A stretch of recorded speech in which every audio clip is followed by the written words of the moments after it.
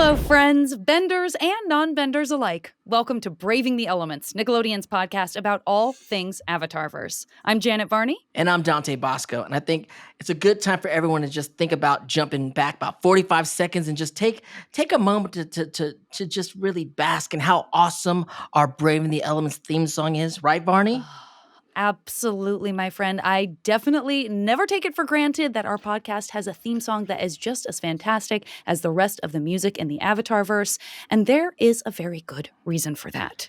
That's right. All of you should know since season 1 that our theme song is composed by the one and only Jeremy Zuckerman, who also graced us as an appearance in our last 2 seasons of Braving the Elements. Which loosely sort of just translates to us dragging him back here time and again to hang out with us. But this time, he brought someone with him. And it's Jeff Adams, post-production picture editor on both ATLA and LOK, Legend of Korra, who's currently working with Jeremy as the picture editor for Avatar: The Last Airbender in concert.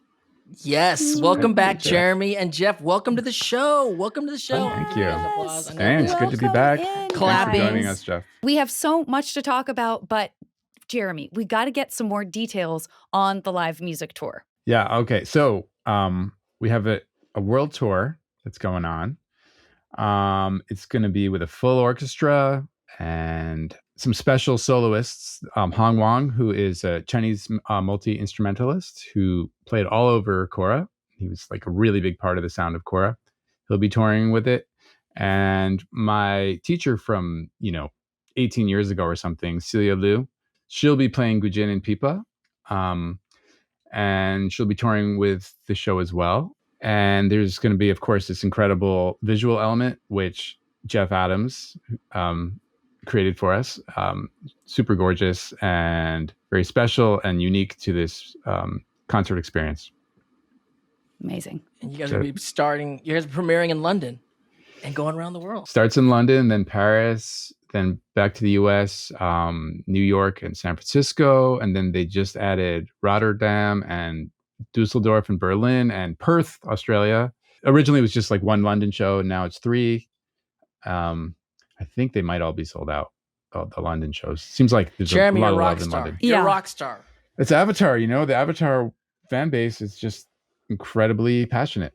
They show up. They're amazing. They show up. Exactly. We want to talk about the stuff you guys did on the show, but also what's going on in the concert, how you guys are doing this concert. But let's start with what you guys did on the TV series. How did that work out? How did you guys work together and everything?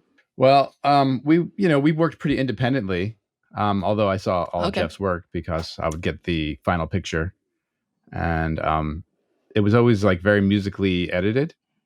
So, and then I didn't know Jeff for a while. I don't know at what point, Jeff, at what point did we meet? No, I think almost probably socially, actually, just Yeah, around people getting together that worked on the show and for various reasons, or maybe a premiere, that season premiere. So if you haven't, if friends, you have not listened to, because of course we didn't have video back then, but if you haven't listened to the episodes that Jeremy has been on, I highly recommend you do it. You can go back and do it after you watch this or listen to this. But kind of what Jeremy's established with Brian and Mike at the beginning and where this all began, and the fact that Jeremy was there from the inception, I think really speaks to how important it is to have that language, to have those conversations, and to be part of something from the beginning. But then you have someone like Jeff, who's also coming in a little bit later in the process, but completely understands that language and conversation, is in some cases seeming to anticipate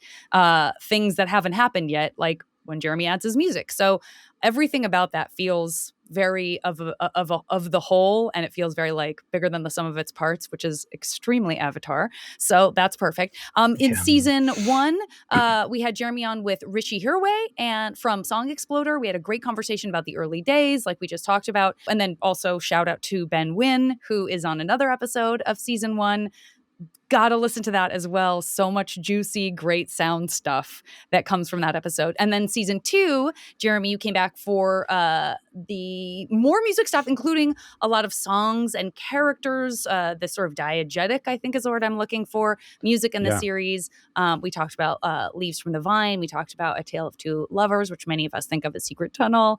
But in that first episode that we did with you and Rishi, Dante said, has Jeremy ever gotten to hear the music live with an orchestra? And then we go into all these details, like Dante and I are like, yes, oh my God, this is what we want. We want to be like a live orchestra. And it turned out to be the foreshadow report of all foreshadow reports. And you did say, you were so sly about it. You're just very under the radar, was like, I don't know, maybe someday there'll be something like that. Anyway, you knew. Well, there might be something in the future. There might be. Okay, well, listen, we're all aboard, and it's sounding like that we already have 4 major power players who are devoted to showing Sozin's Comet live. You've heard it here. It's one of those podcasts where now that it's been said, Nickelodeon has to do it. So legally, I think they're legally obliged because we promised it. So they're legally bound. Yeah. Did you know? Yeah. Well, it's been a long time. I think it's been like over 2 years in the making. Yeah. Yeah. You guys, that's phenomenal. You totally. But I never want to say anything. Well, Jeff's. I thought I was just being brilliant, Jeremy. Gorgeous. I thought I was just having a brilliant moment. Well, you were being brilliant. It doesn't take away anything about your brilliance at all. Agree. You picked up on some reality. Basically, the idea is like we're sort of giving the narrative, the sort of the main Avatar story in 2 hours, which is very difficult to do. Oh my gosh, yeah. There's so much to it, right? And like trying to make sure all the sort of favorite juiciest moments are in there. And I'm sure there will be some people there to want to see something that's not there. There's no way we can get every beloved moment, but Jeff did an amazing job of like sort of creating a cohesive story. And there's like moments where you'll hear dialogue, but they'll be like over top instead of the original scene. You'll see like sort of moments that have to do with what the dialogue is talking about, and in a very like poetic way. And it's just I'm really excited for people to see it. I think it's going to be like yet another sort of something for the fans to sink their teeth into and get a lot out of emotionally. And yeah, I'm really excited. Jeff, he kind of did the impossible. It was not an easy task, putting this insane puzzle together. Well, Janet, when you talk about the magic, this is one where we get to like kind of bask in a lot of that magic. Jeremy put this 2-hour show together, basically from score, across 3 seasons worth of a series, back when seasons were, 20 episodes. Right. There's a lot of moments where it's not just, the score from the show with the picture from the score, but we kind of created new moments from the music. And I got to work directly to the music, which isn't something we, in our normal production workflow, we don't normally get to do. We sort of work independently and then it comes together at the end. But I got to actually cut with, 2 hours worth of music and put this thing together. So it was a ton of fun. I can't wait to experience this. I know. But let's make sure everyone knows exactly what they're going to experience. So there are limited dates right now. I know shows are selling out like gangbusters, but also I feel like just by virtue of the demand that we're already seeing for it, we hope to see even more stuff being added. But so here we're looking at a live orchestra, right? Yeah, it's a live orchestra with the addition of Hong Wang, who's an amazing multi-instrumentalist, Chinese instruments. He played on Korra. He actually did not play on Avatar because I didn't know him yet, but he played all over Korra and really was a very big part of the sound of Korra. So he'll be playing on all the shows. And Celia Liu, who was my teacher for Gujin and Pipa, it's like 20 years ago I studied with her. So we're kind of like reuniting. It's really nice. And she's going to be playing on all the shows as well, except one where she had a conflict. She'll be playing Pipa and Gujin. And I'll play a little. I think I might make an appearance and play Gujin a bit on one or two shows. Okay. So, but Jeremy, what's a Pipa? What's a Pipa? We see some stuff in the background. Are we looking at a Pipa? There's a lot of instrumentation going on. No. It's a good setup. All right. Do you want to hear it or should we come back to it? Yeah, can we? All right. Oh my gosh. Let's hear the Pipa. This is what we what came for. Sorry, I forced a segue. No, Jeff, great. don't you dare. You know why? You're an editor and you sense this perfect moment to bring in this element. Draw right. the audience right into it. Yeah. Kudos.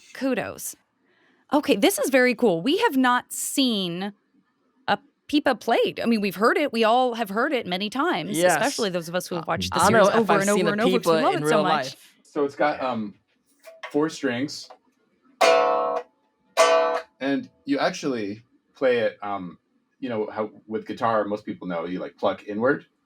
With pipa, you actually play out, which I'm not going to do. I'm going to play it more like a guitar because I'm not a very good pipa player. But it was used on like all the Chong songs, you know, like winter, spring, summer, fall.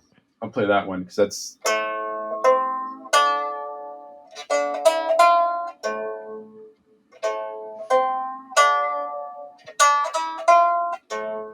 Yes.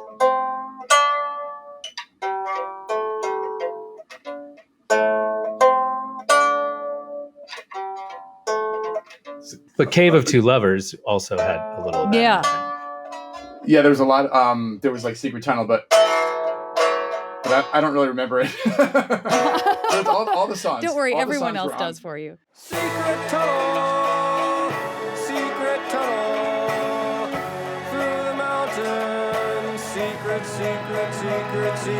tunnel, yeah. Yeah, I can try to sing winter, spring, summer, or fall. I can't tell.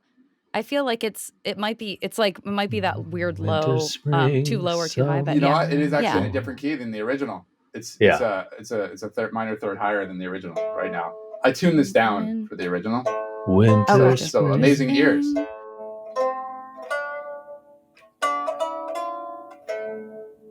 Winter, spring, summer and fall. Winter, spring, summer and fall.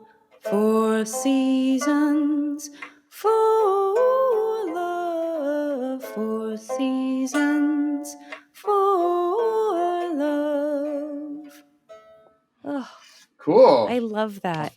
Wow. And if Beautiful. memory serves, I think you told us this on a past episode, but wasn't that song originally conceived as Yue and Sokka's kind of like courtship song? So it was Exactly. all tied Yep. together with what Iroh was singing. And Sure was. Oh. Yeah. It was their little love Beautiful. song, and then you could hear like variations of it on like on harp, like in the episode where he arrives and first sees her and meets her. yeah. He's like, oh, you know, the scene where he sighs, where he's in the boat. It's like, oh.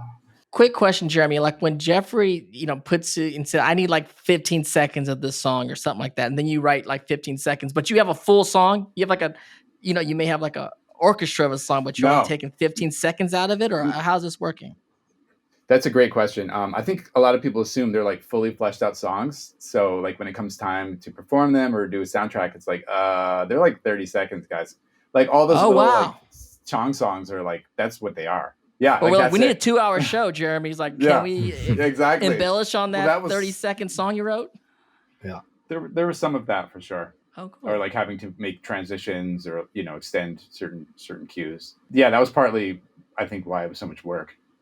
Figuring out how to make it like a cohesive concert experience. Sure. Because it wasn't composed for a concert. It's not concert music. It's Now it music is. media. Now it is. Yeah, exactly. Hopefully. And Jeff, I hopefully. want to hear more about kind of your involvement and the inception of all of this and how it started. But before we bring Jeremy back over to closer to us, I mean, my friend, you are sitting in front of. I mean, there are a lot of instruments is happening. that? But What you're is sitting that thing right in that's on your front of a lap? beautiful. It looks like, for those of you who are just listening, it looks like a table, kind of, but with beautiful strings on it. Almost looks maybe, if you've seen an auto harp, that's the picture a really big version of that. But what are we looking at, Jeremy? This is a gujin. It's a 21 gujin. string Chinese zither. A gujin is a zither. Yes. Yeah. Okay. Yep. So it's it's a harp essentially, and it's tuned to like a specific scale, pentatonic scale. You can actually tune it other ways. You can experiment. Also, I did very like not like sort of probably like non-traditional things like playing the left side. for like some like Azula stuff and just darker moments. Dark stuff, yeah. Maybe I think the Painted Lady episode, Whoa, yeah. something like that. That's some little ostinato wow. that I just like played a couple strings on the left side. It's kind of fun to play these instruments wrong. You know, you find some really crazy stuff. But yeah, this was another instrument that I studied with Celia, and I kind of took to this one a little better than the pipa. It's I mean, it's, for me, it was a bit easier to just start making like good sounding stuff. You would think the pipa would be better for me because I'm a guitarist, but there's so many like the right hand technique in the pipa is insane. Like it's just it's so hard, you know. Like Yeah. they do this thing on the pipa where it's called luenza, where you use all 5 fingers.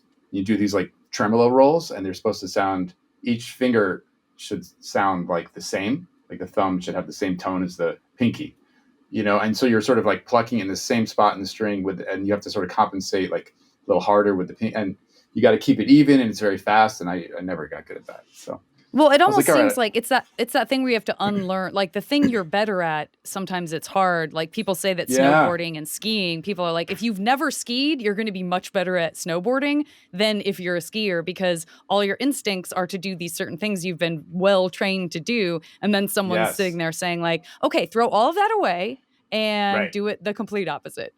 100%. It's like you think you know about this, you think you have an advantage, but no, it can be a disadvantage for sure. Yeah. You were kind of almost, it looked like you were screwing on fingernails while you were describing all of that. I imagine that's I not don't what know. was happening. So what were you doing? No, yeah, no, I was taping them on. Yeah, there are these finger picks for the gujin. Okay. And yeah, you just use like medical tape. And that's traditional what you do. You just tape it up. You don't, Ooh, okay. that's not you like doing a life hack. That's just what you do. Right. That's just what I don't know what traditionally they did. You know, in the early days of gujin, I think it's been around, a couple thousand years. Oh, only actually, I a might be couple wrong. I thousand think years? Yeah. It was a little more Just. modern. Like the gujin Just. was sort of this very old instrument that's a 7-string, and you slide. Whereas a gujin, you on the right side you pluck, and the left side you can bend. So like, so let's see.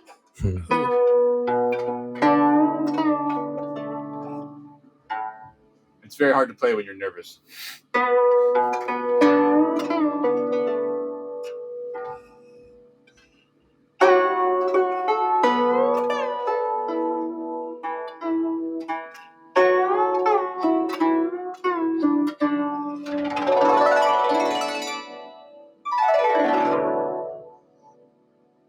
That's the general sound of it. Used it on Leaves from the Vine. Oh.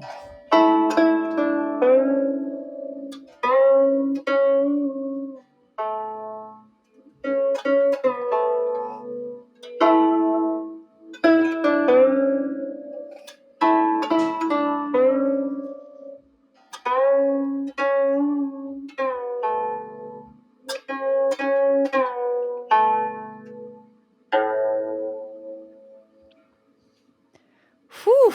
Yeah.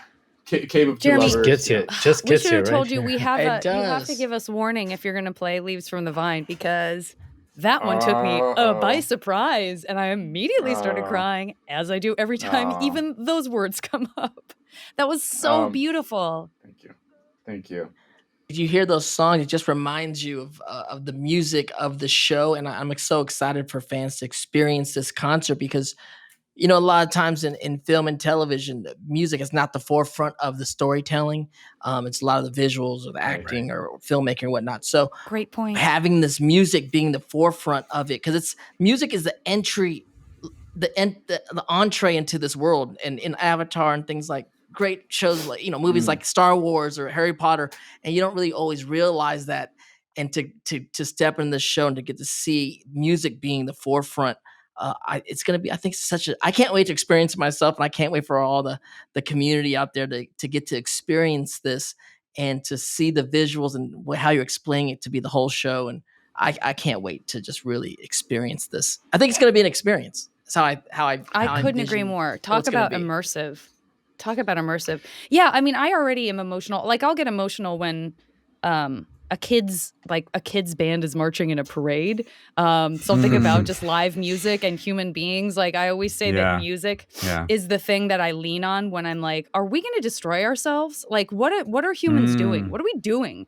For me, music is the first thing that sort of makes me feel like, oh, but we also do this, we also do Wow. this, and there's hope if we do this. And so between my emotional response to Avatar and to all the amazing work that all three of you guys did on that series, and then adding the live music, I'm almost afraid. Like, I almost need like a silent crying booth, like a noise cancellation booth for everyone else around. If I can just slide into that booth, because I'm going to be bawling the entire time. I think it's going to be pretty emotional, honestly. Like, I got pretty teary watching some of this stuff that Jeff cut.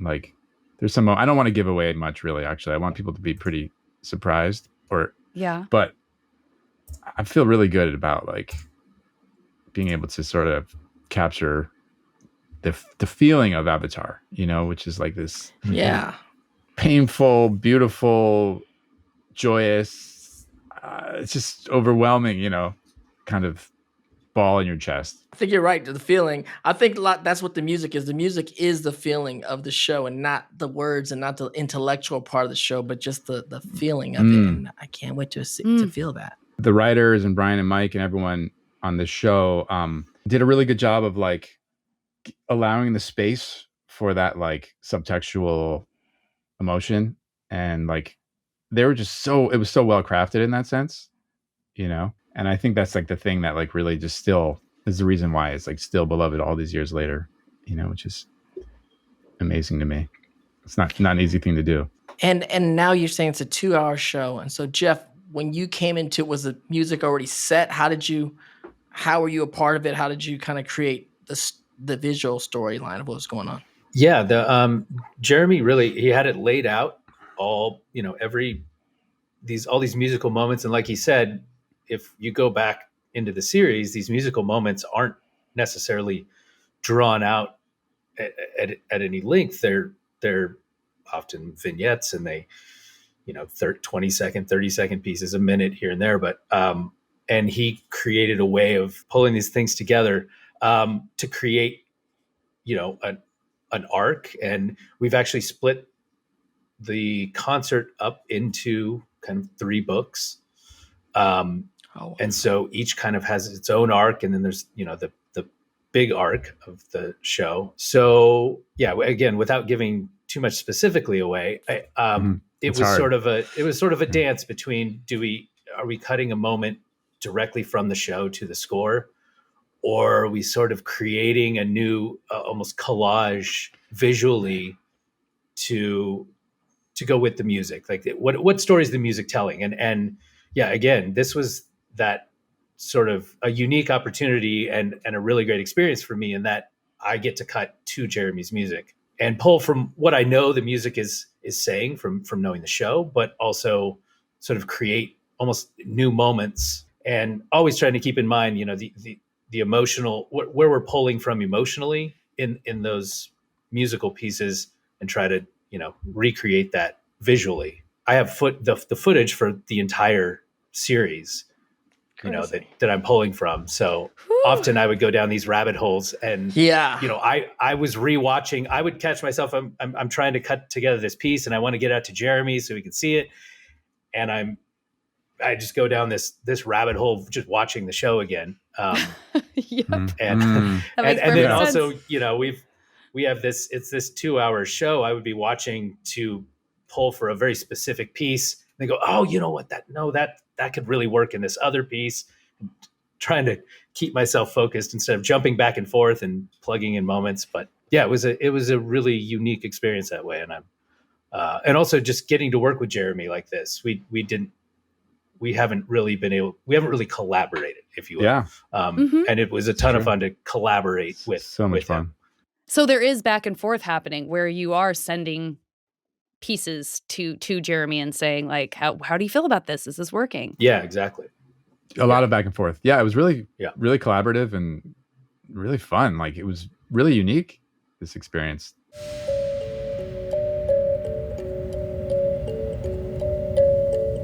on social media, on TikTok, all these fans, everyone, they do these things called edits, which are editing, right? And they'll take yeah. Zuko's storyline, or they'll take Aang's storyline and Yep. edit to some of Jeremy's music, or edit to some pop music.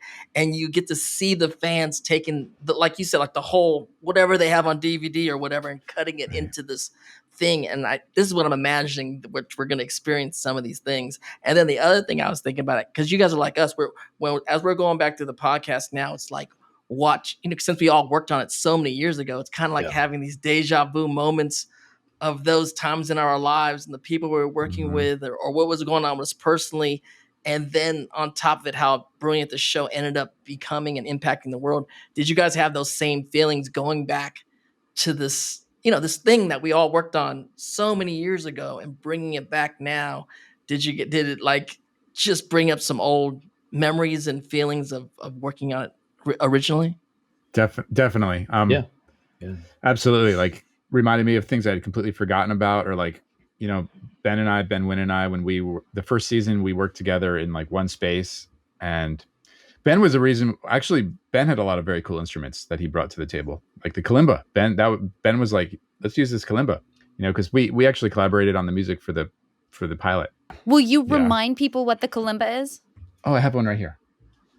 Me too. Oh yeah. Actually, Hey! Jeff, you show yours, because yours is more like the one we used for. My partner just got this for me. It was an early Christmas present, but I had shown her my favorite song of Jeremy's from the series is the Into the Nighttime Sky, which I haven't learned to play yet, but that's the first thing I'm going to learn to play on this. But it's the. Mhm.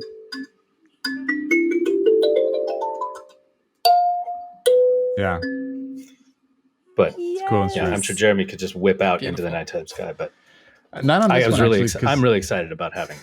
this is like a chromatic one, or it has some chromatic notes, which means like if you look at a piano, the black keys, I guess. Oh. It's a very simplistic way of just explaining what chromatic is. Not quite right, but close enough. So I don't even really know how to play this thing. I got this thing. I was all like, worked up one night and was like, I'm getting a more complicated kalimba. And now I'm like, what do I do with this thing?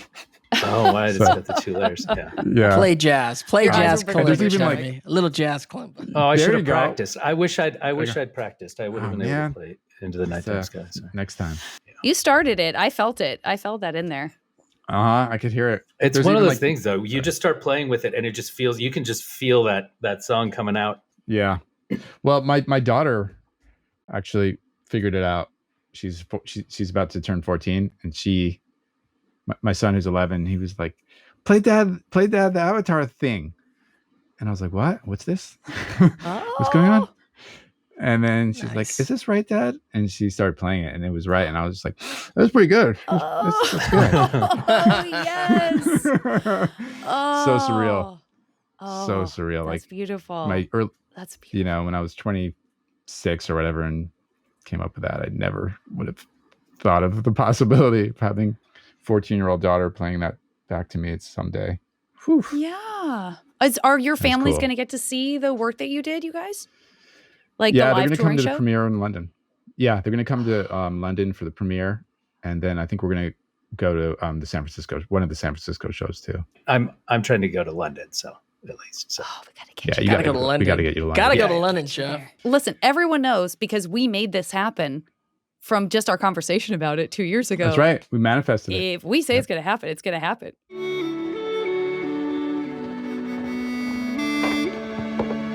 In the world of avatars, we have hybrid animals. So do you have a favorite hybrid animal in the Avatar verse? Think about it for a second. Jeremy, do you remember what you said your first, your top hybrid animal was the first time you came on the podcast? Did I say turtle duck? The turtle ducks? Turtle ducks are I would say fan fan favorite. favorite. My I would favorite say, yeah. also. Yes, you did? did, my Whoa, that's a good one. friend. Wow, Turtle I duck. have a Turtle memory. duck is I really great. You I'm amazed said that I turtle remember. ducks. never remember We anything. love those turtle ducks. For the win. Who Yeah. doesn't love a good turtle duck? So cute. Jeff? Okay, it's a giant anteater wolf and a star-nosed mole. There we go. Okay. Giant Okay. anteater wolf and a star. Not sure what a star nose So you're Can gonna be like- paralyze That's like, you with its venom tongue. Yeah, but because it smells well. That's why Saliva? it's a snarl nose Yeah. mole, because it can track really good. And it- Yeah. And it It had can't a- see. Right, it had It's that blind. trippy way of Right. like that psychedelic way Yeah. of seeing the Yeah. world. Yeah, That sure was she's cool. a powerful monster, Jeff. Yeah, and we think of it as being this. That's one of the things that we always talk about loving about the animals and the Avatarverse is that, like almost everything in the Avatarverse, it's not good or bad. It's like neutral. Right. It's neutral. It just Chaotic depends on neutral. what you use it for, or what you ask from it, kind of thing. Exactly. Yes. The Shearshu, I like that. That's a good combo. Turtle ducks and Shearshu. Then Shirshu and Appa really hit it off, Oh yeah. Uh-huh. and that towards the yeah. end of season 3 or Well, middle of towards the- season yeah. 3. Let's get into the controversial question of who do you ship, Jeff? Who do you ship? I think I've always gone with Suka. Oh, yeah. I was a Zutara fan for most Yeah. of the series, Yeah. Sutar. for sure. For Dante sure. loves to hear that. We love to hear that. For sure, Jeff. We can dig that. Yeah. But you went with Suka is what is Suka's a classic. But ultimately, Suki and yes. Sokka. Of course. I mean, they're a great couple. They're a healthy couple. They're, Mhm. Yeah, exactly. I'm sure they thrived, very communicative. Yeah. Learned a lot from each other, male, female kind of Yeah. gender roles and understanding. I'd say Totally. it's, great. I mean, Zutara forever, but yes, Suka's also very good. Jeremy, I'm not going to ask you what you said because I think you went a very diplomatic route and didn't answer this question, if my memory serves. Wow. Do you have any ships that you especially like that you're feeling right now? Well, you know what? Jeff stole my choice because Yeah. over the years, that relationship has really grown on me. They're so cute. Yeah. And Suki's so badass. love I love them. her. She might be, She's Yeah. so badass. she sort of maybe has become my favorite character, even though she has kind of a Yeah. smallish role. I do not blame you for a She's- second. We great. love Suki. Yeah. We love her. Yeah. She's all star for sure. Which means Yeah. like in Japanese. Suki means like in Japanese. See? Oh, even her Suki name means is like right. in Japanese. Something I learned while Love it. rocking the Duolingo over the pandemic. Good work. This always happens. We always learn like 8 more things than we were expecting to whenever we do an episode of this podcast. It's terrific. Okay. Jeff, here comes the big question, Oh no. right? In the Avatar verse, if you can be a bender, what element would you bend? Yeah, I think I would go with water. Nice. That means you're a nice person, Jeff. Nice. That means Does you're a it? nice Okay. person. Yeah, I think so.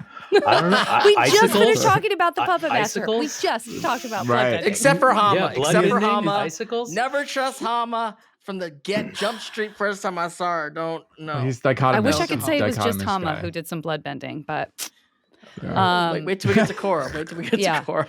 Foreshadow Yeah. report. Jeremy, now we went on a journey with you.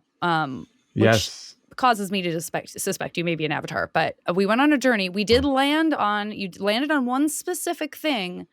Do you remember what it was? I think I do. I think I remember first I said firebending, right? Right.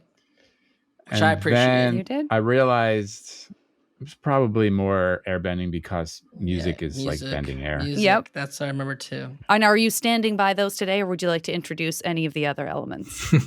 I mean, I just feel like you can make some really cool music if you were an airbender, you know? Yeah. So Love it. even like with weird instruments you could like invent. And I mean, I guess you could do that with water bending too. There's all kinds of weird ways of using water to make music. And, maybe, wouldn't mind having both. Is that a little greedy? Great. Nope. But yeah, I'd say airbending. I We're just have feeling to, generous. even though it's a little I less remember. like, exciting, No, it's all exciting. It's all No. exciting. It's all exciting. Well, I mean, I have that feeling like I just went on a weekend's retreat or like just ate a really big meal. Like I feel like so much came out of this episode. I'm so satisfied right now. You know what I mean? Well, there's Aw. so much more I You're want to exhausted, talk is what you're about saying. with these guys. There's more. That's There's not what I more. said. There's so much more I want to talk about with you guys because I think the music side is so much. Rewatching the show for the podcast because I've been traveling so much. I've been watching the show with headphones on planes in in hotel rooms and for everyone listening out there to rewatch the show with headphones, it really accentuates the music and the sounds of the show, and it gave me definitely another perspective on it. And I Oh, think for you're going to sure. experience that if you get to go watch these live shows and see the live Yeah. music experience.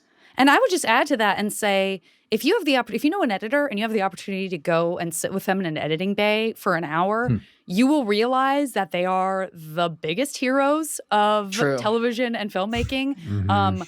They work magic.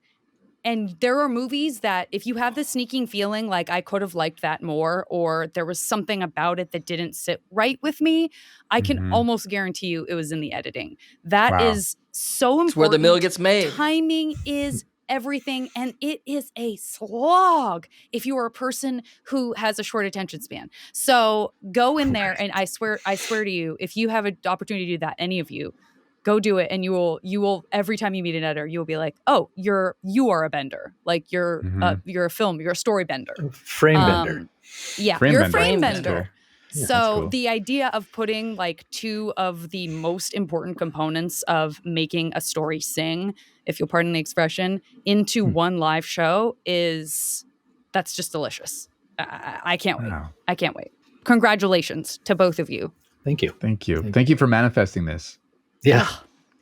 You're welcome. Everybody on our entire team has been like, music, more music. Let's talk about the tour. This is so exciting. Everyone can't wait. It was such a no-brainer. We're so glad to have you both on. Is there would you like people to check out anything else of yours? Would you like them to follow you on social media? Where can people find you? Any of that stuff that you would like to throw out there before we say farewell, please do. You know, I do the Instagram thing.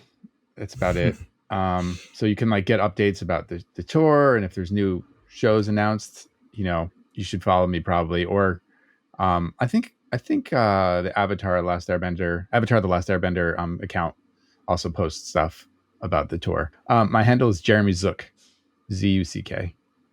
Right. A lot of people think I'm Jeremy Zucker, the IDM. I mean, I guess he's like an EDM guy, not IDM, EDM dude. So that's a source of confusion sometimes, but no. Yeah. Just a lot of Avatar stuff. Anything else? Oh, I'm putting out a very obscure album on Brian's label. It's coming out in March. Not at all like Avatar music. So if you expect that, don't listen. It's like it was like a collaborative project, computer music collaborative thing that I did with different people during the pandemic. Awesome. 5 pieces. I can't wait to hear it. Yeah, it was fun. That's another side to my work that I really love, but you don't hear a lot in, you know, what I do for money. What's the album called? And it's on Cerulean, you said? Yeah, it's called Growtree. Growtree. Growtree. Yep. Growtree. Growtree. Okay. Growtree. Yep. Jeff, what about you?